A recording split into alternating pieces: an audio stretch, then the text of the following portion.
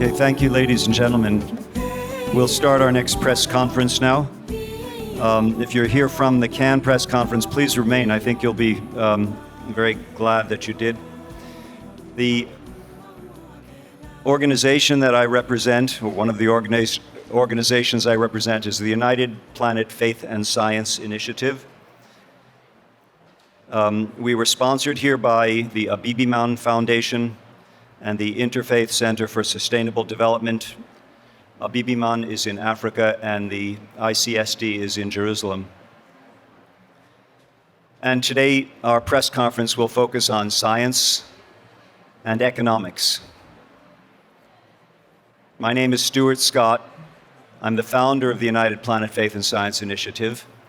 And the topic that we'll be discussing today focuses on the Arctic methane emergency. And we have some very grave information to share with you for those of you who are not familiar with this subject, this aspect of climate change.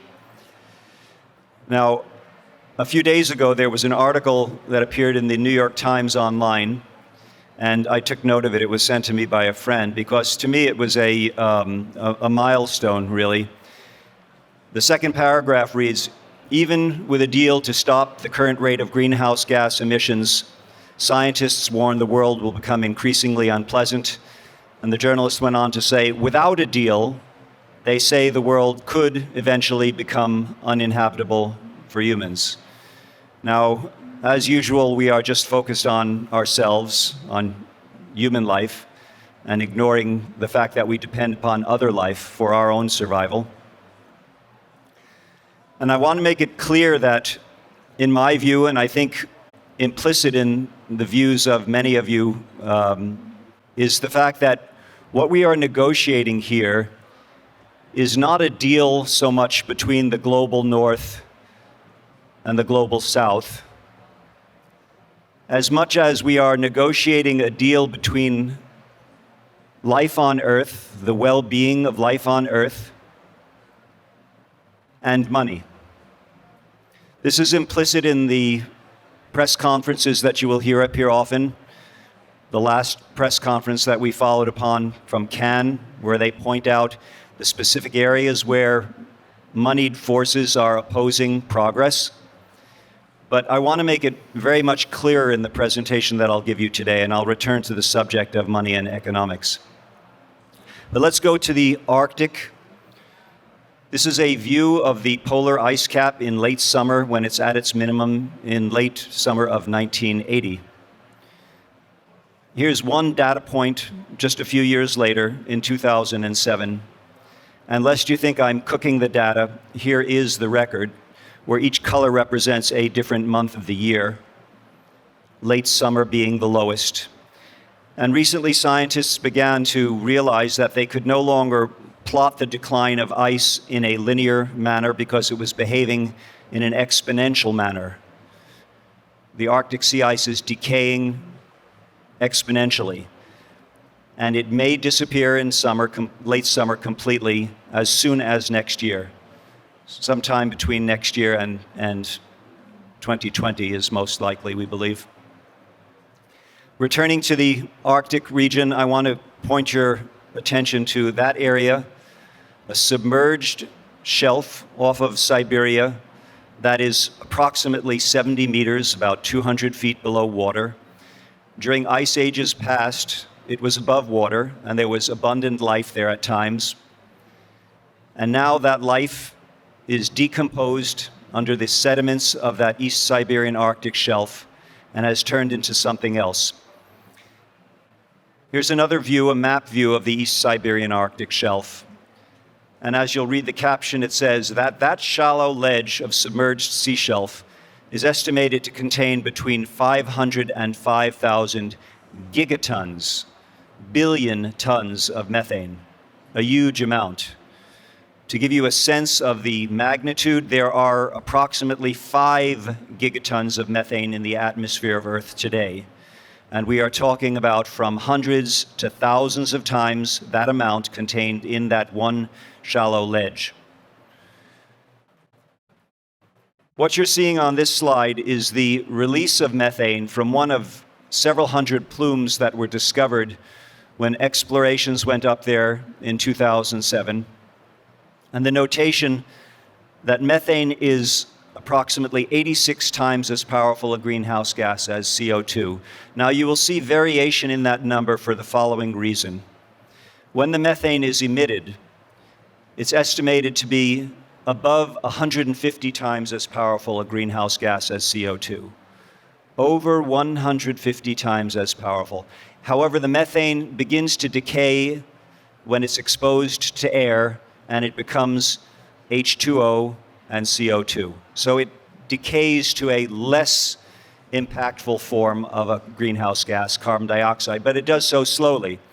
So the 86 number is the number I've seen over a 20-year period. That number is represented as approximately 23 over a 100-year period. That is, during the first year, it's extremely dangerous, and it becomes less dangerous over time. Now, watch the methane. Fire over here. Oh my god. There's Spirit. Spirit? On the side, yeah. Right here. Oh, whoa! Thank you. Those were students in Alaska whose teacher had brought them out on a frozen lake, because it happens in lakes as well. The sediments of the lake, which contain organic material, the organic material, when it's digested in an anaerobic environment, becomes methane instead of CO2. And so kids have found that it's fun to go and poke holes in the ice and light that on fire. It's kind of Arctic fireworks. But it represents something very, very serious to those of us who understand what it means, because it is such a potent greenhouse gas. So for the last 2 or 3 years, there's been a joint Russian-Alaskan expedition going out into the Siberian Sea and observing this, and they've been seeing great plumes of methane bubbling up all over the Siberian Sea. The whole zone of millions of square miles of territory is now releasing all of its methane cover. Millions of square miles is now releasing all of its methane cover. That's Dr. Peter Wadhams, and we'll return to Dr. Wadhams in a few slides from now. Dr. Natalia Shakova leads a team of scientists, joint American-Russian scientific team, studying conditions on the East Siberian Arctic shelf. Here are her words. So the methane in the atmosphere, the total amount of methane in the atmosphere, in the current atmosphere, it's about 5 gigatons. The amount of carbon preserved in form of methane in this Siberian Arctic shelf is approximately from hundreds to thousands of gigatons. And of course, it's only 1% of that amount is required to double the atmospheric burden of methane. But to destabilize 1% of this carbon pool, I think it's not much effort needed, considering that the state of permafrost and the amount of methane currently involved. And one more remark from Dr. Shakova. The worst thing might happen. Shortly speaking, we do not like what we see there. Absolutely do not like. Now, Dr. Shakova and her team estimate the volume of methane currently being released at approximately 50 gigatons. That is 50 billion tons of methane. It's a pure estimate. There is no way of knowing. It could be vastly more. The question of how quickly, we don't know. Now, that 50 gigatons would represent 10 times the methane content of Earth's atmosphere today, and would more than double the Earth's burden of greenhouse gases, including CO2. That is, we would go from a 400 parts per million CO2 world to the equivalent of 800 to 1,000 parts per million. At the moment, we have to rely on Shakova and Semiletov, who've been doing that work, and they have then expert knowledge of the seabed conditions, and they're the ones who are estimating the 50 gigatons. So that could be revised up or down if further work is done in that area. And do you think civilization could survive a 50 gigaton release of methane? No, I don't think it can. I think that if you look at the existing predictions of global warming rates, what's kind of eerie is the fact that the business as usual projections, even the cautious ones produced by IPCC, are still giving us about 4 degrees of warming by the end of the century, and with 2 degrees has been taken arbitrarily as the level beyond which nasty things happen. I don't know why it's 2 degrees, but that will be reached by the middle of the century, and 4 degrees by the end of the century. Now, 4 degrees, people who've calculated what that would do to food production, to die-off of forests, to acceleration of warming due to various extra feedbacks that kick in, that the general conclusion is pretty dire, that if you get to 4 degrees of warming, then collapse of civilization is what's going to happen, because the world won't be able to sustain anywhere near its present population. So the result will be chaos and warfare. So that's just that. The eerie thing is that that's predicted by the IPCC report, but the projection of warming by the end of the century is 4 degrees. But nowhere do they state at all that 4 degrees is a catastrophe for economically and socially for the planet. And now with this Arctic methane, you're simply adding another element to the warming, even if it's only an extra 0.6. That brings forward the date at which catastrophic warming is achieved by maybe 20 years. This is from one of the world's foremost authorities on the Arctic sea ice, Dr. Wadhams, from Cambridge University. Now, here you see 2 polar views of our planet. On the left, the methane detected November of 2008, and on the right, November 2012. This is the millions of square miles of territory now releasing its methane cover. And I'll call your attention to the scientists who collaborated on this report, an American, a Russian, and a Chinese scientist, and in particular to Dr. Ira Leifer. And I have a quote from Dr. Ira Leifer for you next in 3 parts.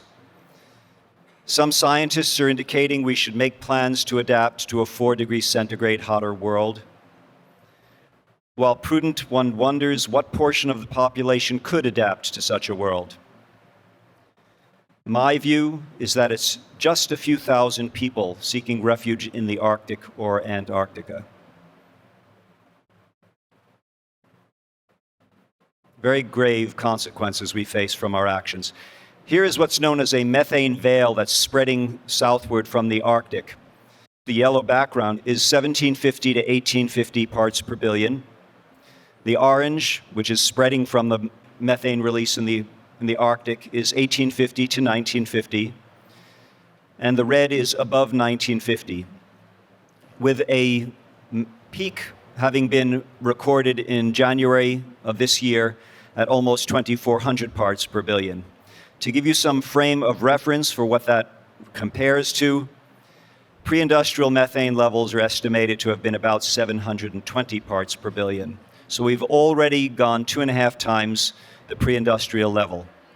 And again, methane is 150 times as powerful a greenhouse gas when it's first emitted. Now let's look at the consequences of that. What you're seeing here is a map of the world. This was compiled by the University Corporation for Atmospheric Research in 2012. And it details the drought conditions in the first decade of this century. The next 3 slides will go to the 1/3 point, the 2/3 point, and the final decade of this century. Keep your eyes on the colors red. 2030 through 39, 2060 through 69, and 2090 through 99. And it goes from red off the scale through purple and violet and to finally white. In the vernacular, the Mediterranean is toast. The heartland of the United States is toast. The ability of the world to provide food will be concentrated in just a few areas, mostly in northern China, Russia, Canada, and Alaska. That will be for feeding a population of 7 to 9 billion people, perhaps. Now, from this, you have to go to a realization, I believe. The realization that I want to bring you all to is that the operating system of global civilization is seriously flawed. Now, no one ever taught you in school that we have an operating system, but we do, in fact. And that operating system is known by two names: money and economics. It's in our language. Money makes the world go round, the bottom line. Everywhere you look, in our language, in our reality, in our human reality, money is running the show. In particular, it's known as NeoClassical economics, and the name NeoClassical has dropped out of the record because for the past 100 years, the NeoClassical economists have held sway over the economies of Earth. And so it's no longer NeoClassical economics to us, it's just economics, as though there were no alternative. Well, there is an alternative. Now, again, we are turning NeoClassical economics, which has harnessed human ingenuity, is turning nature, the natural world, into money as quickly as possible. There's a concept known as a meme, a viral thought form. Money is a meme, and the meme of money has promoted to the highest positions of authority in government and in business those who are best at ignoring the consequences of their actions and best at maximizing the bottom line, creating the most money, the most shareholder value. We have a seriously flawed operating system. Our economic system will kill us. Unfortunately, like a virus that invades your body, the virus has no concept that it is killing its host. Money is killing the host, but humanity is the host. And when humanity disappears, money disappears. And until we see our predicament in these terms, we have very little hope of overcoming the predicament. There is an alternative life-affirming economic system called ecological economics, of course. Unless your economic system starts with a presumption that the human economy exists within a finite ecosphere and has to dissipate its wastes into that ecosphere without overwhelming the ability of nature to absorb our wastes. Unless you come to that realization, you're working with an untenable economic system. Here is Dr. Herman Daly, who is known as the founder of ecological economics. He worked for the World Bank for 8 years until he quit because the World Bank at that point in time had not gotten it. Now they're getting it, but they are still not willing to conceptualize, or not able, to conceptualize that they have to break from neoclassical economics. There's still this belief that we can grow the GDPs, national, global, grow, corporate. We cannot. There is nothing that can grow forever within a finite container. Now, I want to introduce you to a notion of a carbon bubble, and if you haven't heard of it, and this is the flaw that is going to break our economic system, perhaps, whether or not it is willing to change. The science of the AR5, the IPCC's assessment report 5, says that in order to stay below 2 degrees centigrade of global warming, from 66% per the IPCC report to 80% per the International Energy Agency of all fossil fuel reserves of all companies and nations on Earth are unburnable. If we are to save our planet and humanity from runaway climate change, we have to write off what is estimated to be $28 trillion of stranded fossil fuel assets. And as investors wake up to the huge risk involved in owning fossil fuel stocks, the bubble in those overpriced stocks will begin to burst. This will happen. Sooner if we're lucky, later if we are unfortunate. And there's the carbon bubble at a demonstration in the Wall Street area of Manhattan. We don't know how soon it will happen, but there are many, many, many of us working to make it come sooner. Now, one of the ways that it is being burst is by many universities and other fiduciaries around the world, those who hold the money of others in trust. In particular, here's the website of the University of Hawaii's divestment organization, which I helped design.